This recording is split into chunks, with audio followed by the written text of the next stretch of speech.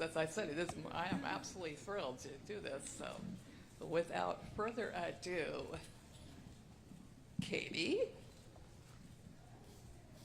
Got it? Okay. That's okay. Katie, please hold up your right hand and repeat after me. I, Katie Wilson, swear. I, Katie Wilson, swear. That I possess all of the qualifications prescribed in the Seattle City Charter. That I possess all of the qualifications prescribed in the Seattle City Charter. And the Seattle Municipal Code. And the Seattle Municipal Code. For the position of Mayor of the City of Seattle. For the position of Mayor of the City of Seattle.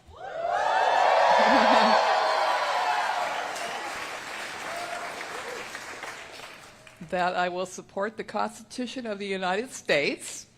That I will support the Constitution of the United States. The Constitution of the State of Washington. The Constitution of the State of Washington. And the Charter and ordinances of the City of Seattle. And the Charter and ordinances of the City of Seattle. And that I will faithfully conduct myself as Mayor of the City of Seattle. And that I will faithfully conduct myself as the Mayor of the City of Seattle.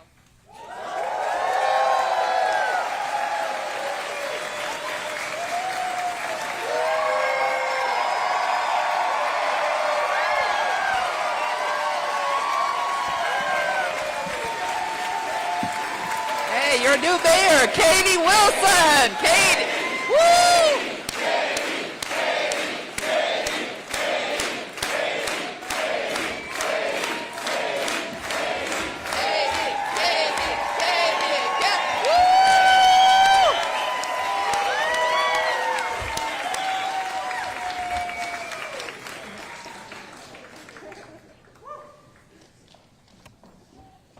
Thanks, guys.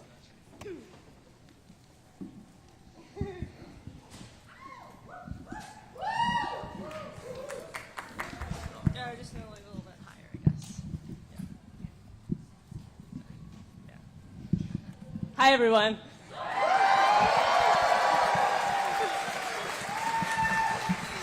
I know you've all been standing for a long time.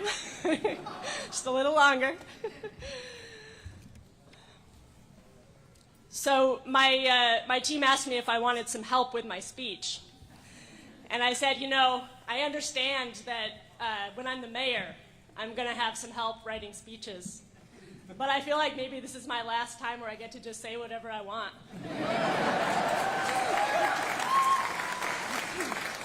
So y'all are getting an unvetted speech here. I can feel some waves of anxiety.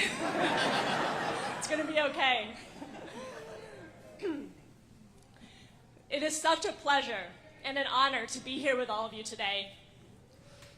I look out and I see so many people who have played a role in getting us to this place of promise and hope. I see friends and colleagues and family. I see people I've known for years, and others I just met this year, and many others who I don't yet know. I see people whose names are known and celebrated, and others whose work is quiet and behind the scenes, but no less important. I see fellow organizers. I see union members. I see tech workers and baristas. I see city employees. I see elected officials. And I know there's at least one former mayor here. I see young people and elders. I see people whose families have lived here for generations, and others who maybe just arrived to make Seattle your home. And to all of you, and to everyone watching from afar, and to all of the people who could not be here today because they are doing the hard, unsung work that makes Seattle run, I say, this is your city.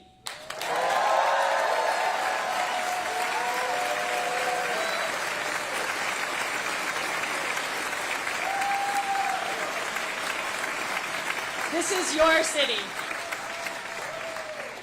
This is your city, and as your mayor, I will work every single day to make that not just a phrase, but a living reality. This is your city. That means that you belong here. You have a right to be here and to live a dignified life, whatever your background and whatever your income.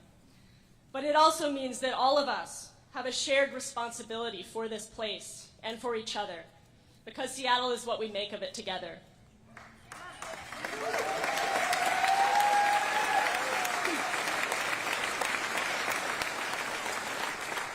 It's hard for me to believe that it's been less than 2 months since the election.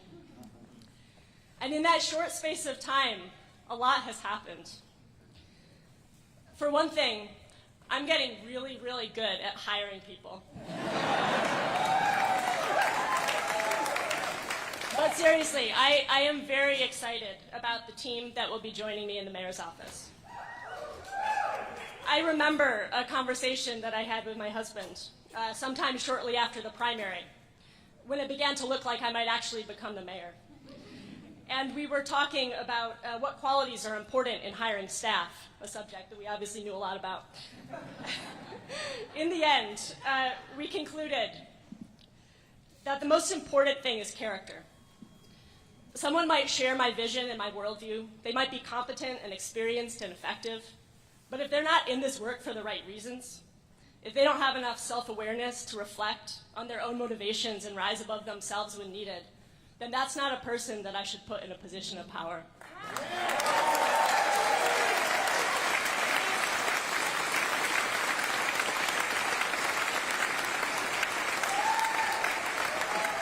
I believe that it is so important that the people working alongside me in the mayor's office every day are good people with good judgment who have the best interest of our city at heart. And I am filled with confidence and hope for the future, in part because I know that that is going to be the case. We're still building this team, but many of them are already on board and are sprinkled among you here today, and I hope you get to meet them. What else has happened since election night? Well, late last month, I had the honor of being noticed by the President of the United States, who called me a very, very liberal/communist mayor.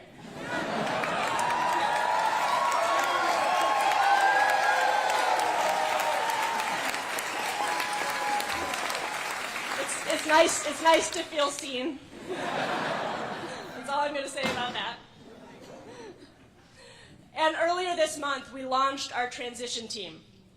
So this team is composed of about 60 volunteers, community leaders, and experts in their fields, who are helping to turn many of the issues that I campaigned around into actionable plans and recommendations for my administration. Many of these people are also here today, some of them behind me. And I want to say a few words about their work because I am very proud of what they're doing. So sometimes mayoral transition teams can be a little bit performative. You select a bunch of people with names that other people recognize, you put them in a big room, everyone says their piece, they feel important, you feel important, and then everyone goes home. I really hate that kind of thing. I don't like wasting people's time. So as a community organizer, I decided to do things a little differently. For our transition team, we chose people who are willing to roll up their sleeves, put in real time and labor, and expand the tent. So these 60 people have been hard at work, reaching out to a much wider circle of advisors across the city, building relationships and gathering insights. And so far, in just the few weeks since we launched, they've collectively talked with over 700 more people.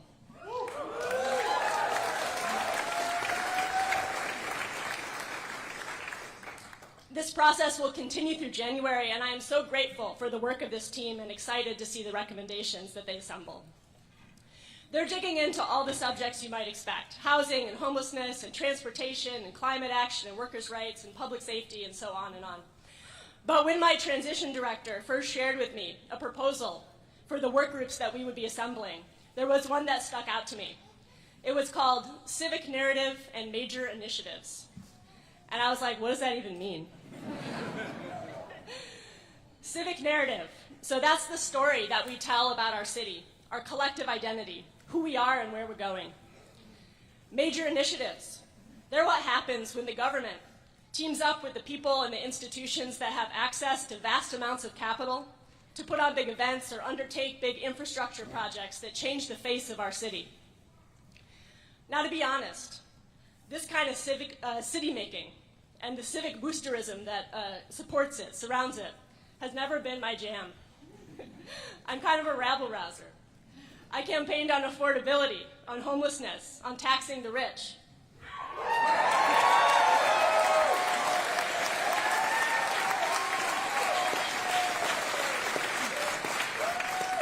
I've spent my career organizing with the people who often get left out of those official narratives. But now I'm the mayor. And it's my job to channel excitement for major projects. And not just that, I have to genuinely care about them, enough to exercise good judgment and make the best decisions possible for our city. And so I had a little bit of a crisis of conscience. Can I do that?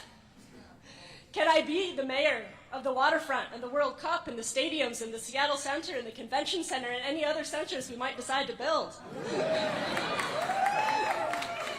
Well, I have some good news for our city. Yes, I can.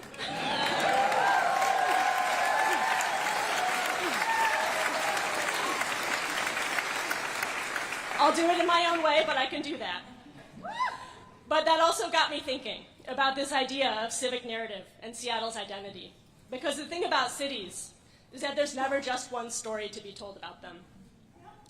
Seattle is, we all know, a city of innovation. We're a city of software and same-day delivery and cancer immunotherapy and so much more. The kinds of advances that are powered by our tech and aerospace and biomedical industries, by our major research institutions, by the brilliance of our entrepreneurs and our tech workers and our engineers and our researchers. And that's all a core part of Seattle's identity. But just as there is city making and innovation from above, there is also city making and innovation from below. There are kinds of innovation that no one pays you for, but they're no less important. Because Seattle is also a city that has been home to pioneers in jazz and rock and grunge and hip hop. We're a city of music and literature and the arts. And yes, of course, you can make money in those fields, and some people make a lot of money. But usually before you make any money, there's a long period of not making any money. Of pursuing your calling just because you're in love with it, because you see or hear or feel something that no one else does, and the act of creation gives your life meaning. No one gives you venture capital to become a musician or a sculptor, or to start a small brick and mortar business, to bring something new to vacant space and enliven a neighborhood. And I can tell you from personal experience that no one pays you to start a transit riders union.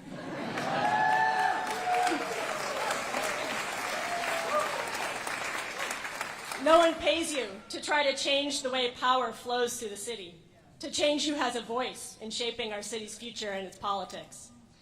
And these kinds of innovation from below are something that I am afraid we are at risk of losing because it is so hard to afford to live in this city. So when we fight for affordable housing and childcare, it is not just about solving the math problem of how to make your household's revenue exceed its expenses.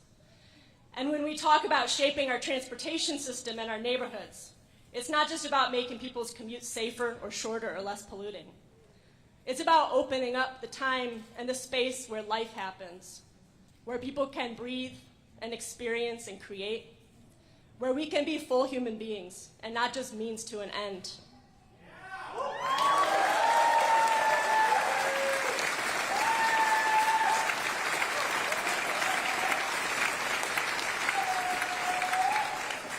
I want to live in a city that honors what you're doing when you're not making money.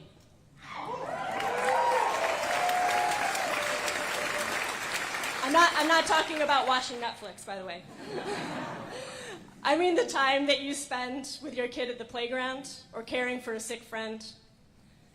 I want to live in a city that celebrates the labor that people perform voluntarily, like someone, the transit fairy, who spends all day cleaning up bus stops, even though no one is paying her to do it.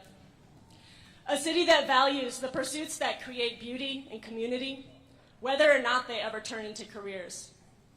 A city that thinks that you should have time to read a book and lay on the grass staring up at the clouds. Because we need bread, but we need roses too.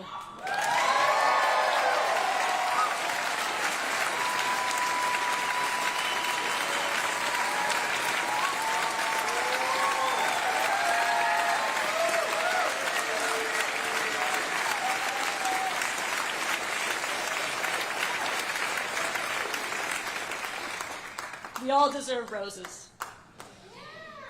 And we can honor this work and leisure too, not just by praising it or saying that we value it, but by fighting to make possible a way of life where you do not have to spend every waking moment figuring out how to pay your bills. Where you don't have to work multiple jobs to support your kids. Where you can raise a family in an apartment because the city is your living room, and the park's your backyard, and the grocery store is a short walk away. And I believe that we can have all of this, but it will require yet another kind of innovation. Innovation at City Hall. We are in a moment that calls for vision and ambition. And also, I know that the necessary foundation for ambition is trust. And there is no more important part of my job as mayor than to build up deserved trust, your trust in local government. And that means listening and responding, solving problems, and getting results. That means making true, tangible progress on problems like homelessness, where progress has eluded our city for so many years.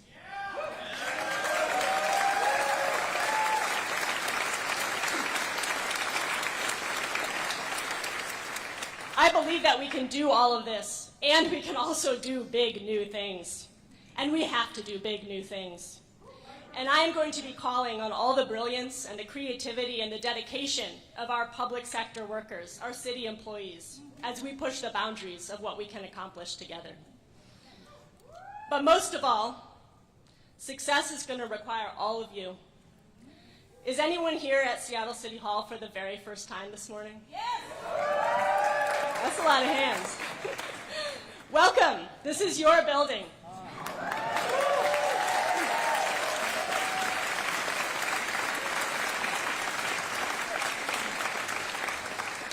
This is your building, and I'm going to need you to come back here again and again and again. Because the progress that we need to make is not just handed down from City Hall. That's not how power works. That's not how power has ever worked. We would not have an 8-hour day or a minimum wage or Social Security without workers organizing and fighting for those things.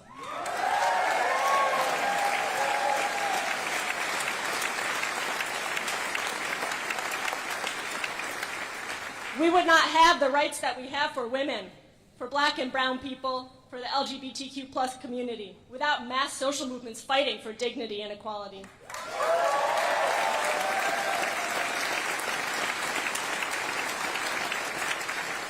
These things have never been given to us without people organizing and demanding change from those in positions of power. And the same is true here in Seattle.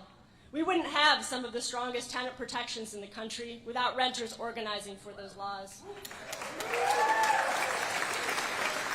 And we wouldn't have free transit for youth if students at Rainier Beach High School hadn't stood up and made that their fight.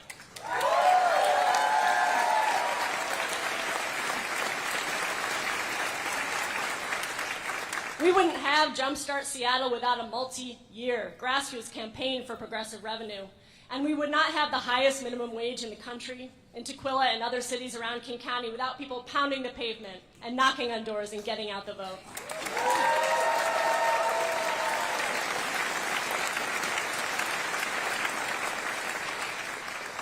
With all of you is where this power lies. And that is why I intend to govern in a way that creates space for organizers and ordinary people to do the work of pushing our city and our society forward toward realizing our highest and best aspirations. Because I know that what I am able to accomplish in office will depend on what you are able to build on the outside. This is your city, and I am so, so proud to be your mayor.